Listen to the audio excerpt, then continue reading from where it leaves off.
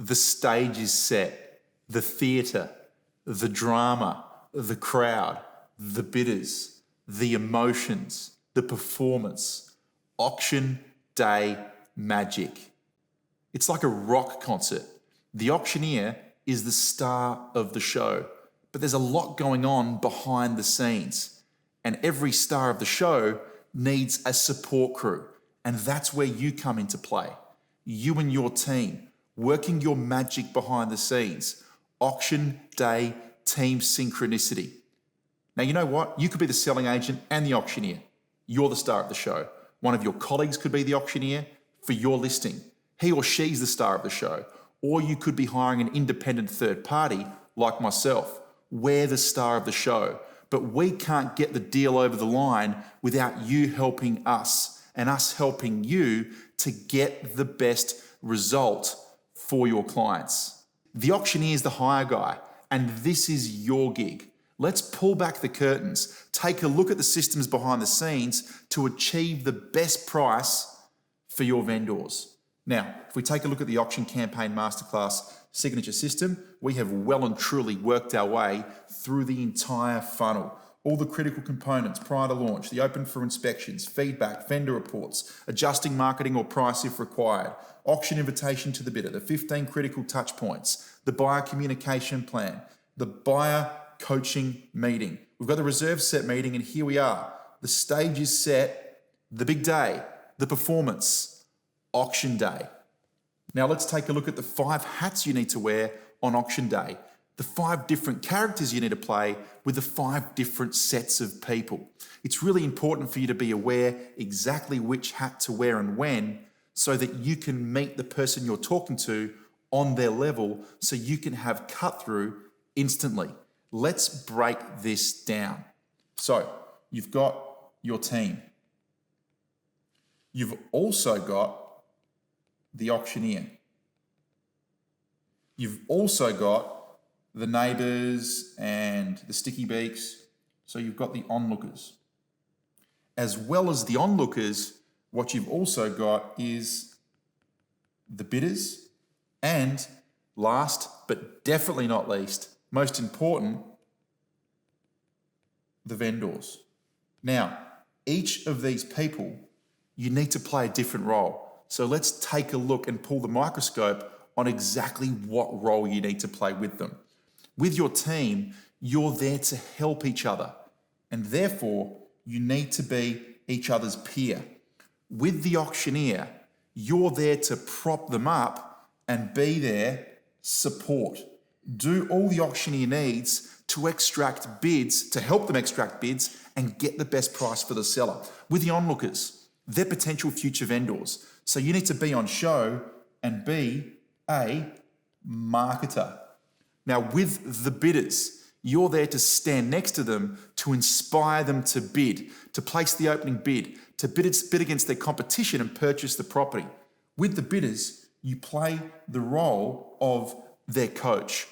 And most importantly, with the vendor, who's anxious, emotional. So you need to change your character when you're speaking to them. With your vendors, you play the role of the therapist. Now, auction day has got 6 core components, and I call this the auction day placemat. And what I'm going to do is unwrap each 6 of these components. Now let's take a look at what they are. First and foremost, in the set component, the first thing that we need to do is sort the crowd. Sort the crowd. Identify who is who. Who are the onlookers and who are the buyers?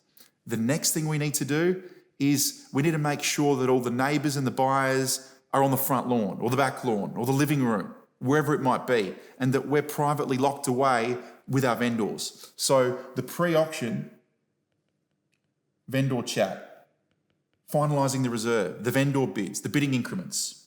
And then it's critical that you and all your colleagues are standing next to the buyers. And what you need to do here is bidder coaching. coaching the bidders, inspiring them to put their hands in the air and to bid.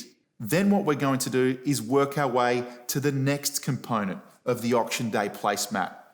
Now, this is when the bidding slows down below the owner's reserve price. And what most auctioneers have a tendency to do is to pause the auction and consult the vendors with a selling agent.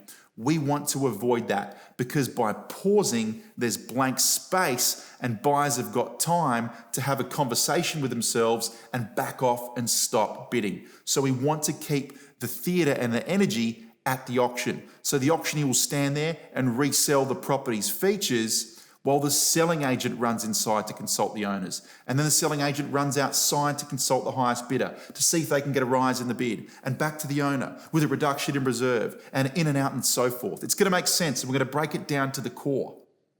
This here is what I call to walk the floor. To walk the floor. Now, if that can't close the deal, then and only then will the auctioneer stop and take the mid-auction pause to reanalyze with the selling agent and the vendors and figure out and ascertain exactly what is going on with the bidders so that we can explore our options to reduce the reserve price, or should I say adjust the reserve price, or to pass the property in and negotiate with the highest bidder. The mid-auction pause. And then finally, once the property is sold, we work our way to what I like to call the elegant finish. It's not good enough just to shake the buyer's hand, congratulate them, sign the contract, and then just walk off to your next open inspection.